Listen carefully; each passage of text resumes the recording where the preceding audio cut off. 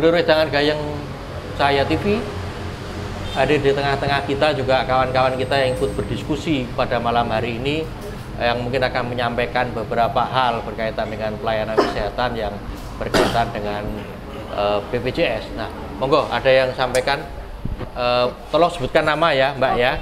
Juga singkat aja, monggo. Saya dari Sedekah Rombongan, mewakili teman-teman dari Kurir Sedekah Rombongan. Mungkin sekilas Mbak siapa Mbak? Saya Mbak Antini. Mbak Antini, ya. Monggo. Beberapa waktu yang lalu sempat saya sudah speak dengan Pak Musalam, Bu, apa itu Sedekah Rombongan. Ketua Komisi D. Dan ini saya sedikit perkenalkan, Sedekah Rombongan adalah satu komunitas sedekah jalanan yang kita selama 6 tahun ini sudah lumayan besar, sudah membantu duafa.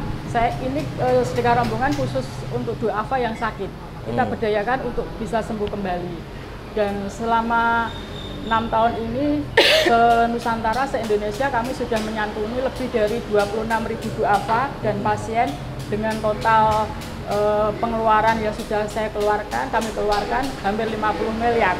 Sementara untuk Pati sendiri selama tahun 2016 ada sekitar total 182 pasien duafa yang dampingan 18 orang. Sementara untuk sampai 2017 ini kami sudah mengeluarkan anggaran sebesar 205 juta rupiah dengan untuk pasien dampingan 35 pasien dampingan dan 125 duafa. Pasien dampingannya itu duafa semua? Ya, pasti itu. Karena kita punya tim survei yang benar-benar melihat pasien ini benar-benar duafa. Berarti kalau duafa kan ditanggung BPJS ya? Dan itulah saya berterima kasih sekali dengan BPJS karena selama ini sangat membantu pasien-pasien kami. Gitu. Kendalanya apa Mbak? Kadang-kadang seperti ini Bu, ini sebetulnya saya bukan yang bagian BPJS Bu, ada tim kami sendiri yang dengan websitenya selalu update pasien-pasien kami. Ada titipan, kadang ada pasien yang sudah bayar, ternyata di aplikasi P-Care ya masih premi. Nah pada posisi seperti ini pasien otomatis akan diarahkan ke kantor BPJS. Nah ternyata di BPJS bilangnya sudah tidak premi. Pasien disuruh balik lagi ke bank, dan seperti ini tuh sering kali terjadi, pasien harus bolak-balik. Ini solusinya bagaimana?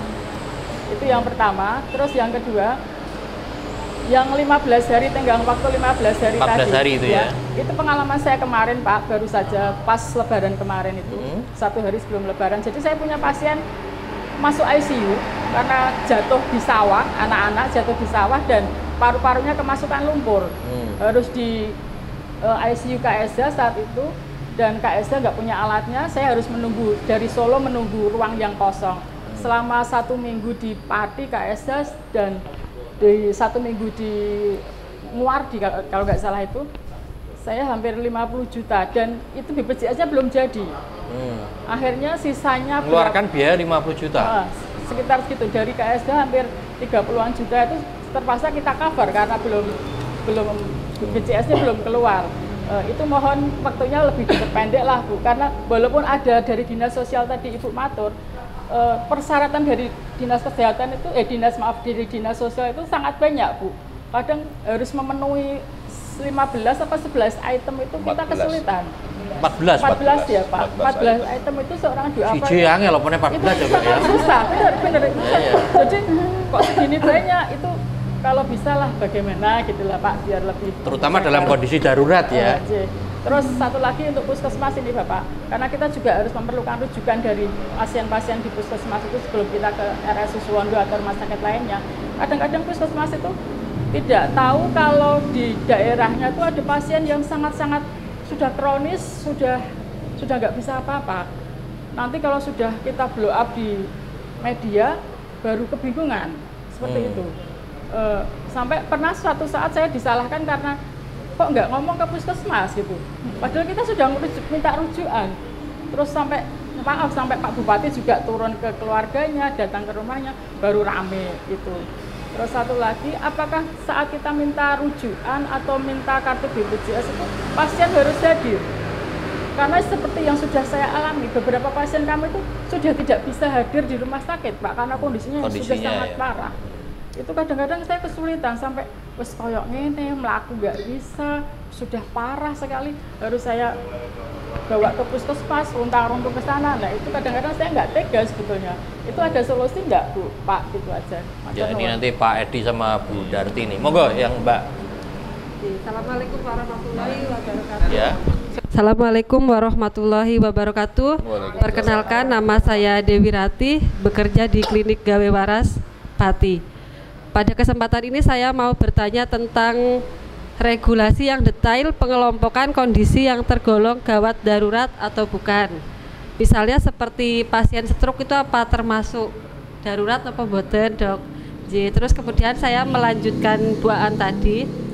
Untuk memang banyak ditemui kalau di klinik itu pasien itu udah bayar, terutama yang BPJS itu yang PNS. Itu kadang kan kalau kita cek di PIKER itu enggak tulisannya non aktif. Sedangkan kalau PNS itu kan udah dipotong tiap bulan ya, Dok.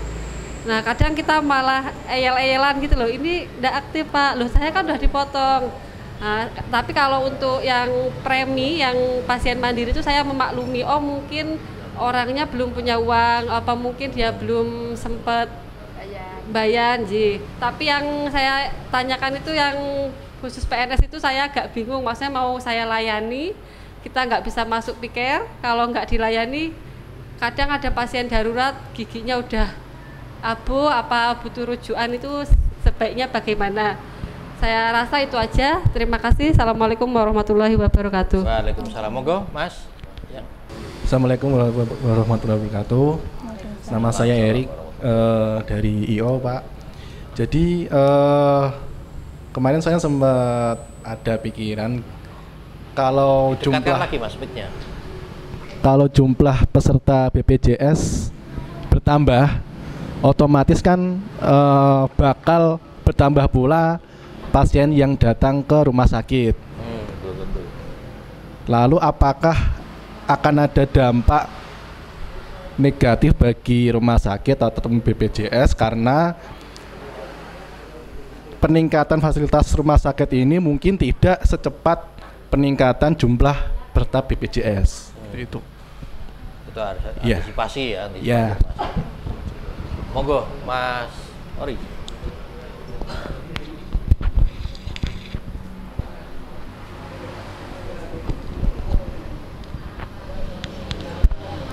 Selamat malam. Poin J. Jadi bapak-bapak, ibu-ibu yang menjadi narasumber di sini, harus saya tekankan di sini. Nama saya Andi Tamrin Wibisono. Saya salah satu wakil ketua partai di Pati. Tetapi saya di sini atas nama pribadi. Yang pertama, tentu obatnya beda. Jelas beda. Beda zaman Askes dulu dengan sekarang. Pasti beda. Yang kedua, iurannya tentu memberatkan masyarakat sebagian. Yang ketiga, sistem yang kita bicarakan malam ini, maaf, bukan wewenang bapak-bapak atau ibu-ibu di sini untuk merubah. Karena dari pusat. Ada keterbatasan bapak-bapak sama ibu di sini. Yang kita nggak bisa mau ngeyel model apapun nggak bisa. Jadi bapak-bapak, ciri khas negara sehat itu yang dia bisa menjamin kesehatan warganya. Yang menjadi masalah di sini kesehatan itu menjadi alat politik atau menjadi suatu sistem yang kadang kita susah. Saya nggak bisa membayangkan orang kecocok duri aja itu pengen cepet diambil, Pak. Ini sakit 14 hari harus nunggu. Sakitnya kayak gimana? Tentu saya yakin di hati nurani ibu sebagai dokter tentu nggak tega lihat seperti itu. Tapi karena ibu ikut suatu sistem yang ibu nggak bisa berdiri sendiri, bisanya cuma bertahan di sistem seperti itu. Yang menjadi masalah di sini, apa yang bisa kita lakukan, terutama di Pati? Tentu soal iuran Bapak Ibu nggak bisa ngerubah, itu dari pusat. Bapak mau ngomong soal obat juga nggak bisa, itu sudah dari pusat, sudah ada aturannya. Kita tinggal make, tinggal ngambil. Mau obatnya kualitasnya rendah, tetap kita ngomongnya bagus. Sistemnya juga nggak bisa dirubah. Yang bisa kita lakukan di sini apa? Mempermudah pelayanan, membantu pelayanan. Itu yang harus kita tekankan di sini, karena banyak orang sakit itu semakin bertambah parah, Bapak, karena pelayanan, mungkin sikap, mungkin prosedur yang berbeda dari rumah sakit atau apapun. Saya yakin Bapak atau Ibu di sini yang punya kekuasaan, yang duduk di depan ini, tentu bisa merubah itu semua. Dengan cara mungkin contoh, ada sosialisasi ke masyarakat supaya mereka lebih tahu, hak-hak mereka lebih tahu. Kayak tadi yang diomongkan sama Bu Muntamah, saya setuju sekali. Kalau ada program-program itu jangan disimpan, buka. Jadi masyarakat bisa tahu, oh ini fungsinya apa, ini tak pakai seperti apa. Juga saya melihat di sini belum ada kesiapan dari pihak rumah sakit atau maaf puskesmas untuk apa menghandle percepatan yang ikut BPJS ini. Saya yakin nggak kuat mereka. Kita hitung aja rumah sakit di Pati berapa, penduduk kita berapa di Pati ini. Kalau mereka ikut BPJS kok maaf ada penyakit wabah gitu, kuat nggak? Nah ini loh Pak yang kita perlu pikirkan jauh. Karena apa? Mereka sakit nggak sakit mereka bayar iuran. Kalau bayar iuran mereka telat, mereka juga dihitung harus bayar. Ini loh yang perlu kita pikirkan di sini. Kita nggak bisa sembunyi di sistem. Selama kita punya kekuasaan, kita mencoba untuk membuat lebih baik di situ. Supaya antisipasinya ya. Iya jelas. Jelas itu sudah diantisipasi dari sekarang. Maka bapak-bapak, bapak ibu, harapan kami untuk satu, Anda dari dinas kesehatan ataupun dinas terkait ataupun dari pihak dewan, mungkin bisa menekankan kepada rumah sakit ataupun pihak kesehatan untuk soal pelayanan. Satu, soal pelayanan lebih baik. Yang kedua, percepatan waktu Ibu. Ini mohon usulan sampai ke tingkat atas nih harus ini. Kita nggak bisa kita ngomong 14 hari. Alasannya mereka kalau mereka sudah membayar baru dianggap sebagai peserta. Kalau masyarakat pengennya 1 hari membayar sanggup mereka. Gitu loh. Nggak usah nunggu 14 hari. Kenapa harus nunggu 14 hari? Ini cuma cuma cara untuk menghindari pasien sakit langsung. Ini cuma cara menghindar dari pihak atas supaya mereka nggak langsung nangani pasien yang langsung sakit.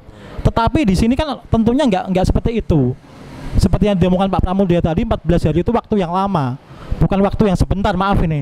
Apakah kita mau tega seperti itu bersembunyi di sistem? Jadi bapak-bapak, kalau kita melihat di sini salah satu contoh, orang buat ATM itu 1 hari langsung bisa dipakai. Buat ATM di bank itu 1 hari langsung bisa 1 jam aja bisa. Semua serba teknologi hari ini. Jadi kita nggak bisa lagi sembunyi di tapi nanti sistem. Kalau dilakukan seperti itu BPJS rugi loh Mas. BPJS tidak akan rugi. Karena pemerintah juga menyuplai di situ keuangan. Maaf kita terbuka saja di sini. Saya juga punya teman-teman dokter juga macam-macam. BPJS nggak bakal rugi. Siapa yang bilang rugi? BPJS-nya nanti. Siapa yang bilang rugi? Yang bilang tidak ada rugi di sini BPJS. Ayolah kita keterbukaan di sini semua. Daripada kita buka-bukaan di sini nggak baik, mending kita poin-poin aja. Maaf. Jadi BPJS nggak akan rugi. Ya, BPJS nggak akan rugi. BPJS nggak akan rugi di situ. Ini bahasa saya. Terima kasih. Bapak-bapak, ibu-ibu. Jadi maaf itu yang saya sampaikan. Minta maaf kalau ada bahasa saya yang tidak tepat. Semua cuma untuk kemajuan Pati dan untuk kebaikan Pati. Terima kasih. Selamat malam. Tapi betul apa yang disampaikan beliau. Jadi memang tadi saya sampaikan kalau ada tenggang waktu 14 hari ini kan satu tenggang waktu yang bagi pasien gitu ya. Bagi pasien gawat darurat memang bukan waktu yang sebentar. Gitu. Jadi sampaikan iso wonge megap-megap gitu kan. Mati sebelum mereka sempat bayar gitu loh jadi. Nah, ini monggo nanti bagaimana tanggapan dari BPJS, kemudian juga ini kaitannya dengan ini juga ada bersampaikan oleh Mbak Antini, Bu Ajeng. Seperti contoh pelayanan rumah sakit itu kalau kaitannya dengan begitu meningkatnya peserta BPJS kan banyak sekali yang kita lihat UGD itu jadi tempat rawat inap bukan sebagai unit yang darurat emergensi ya. Karena memang kapasitas tempat yang memang tidak memungkinkan. Nah, monggo nanti kita dengarkan apa tanggapan beliau setelah jeda berikut.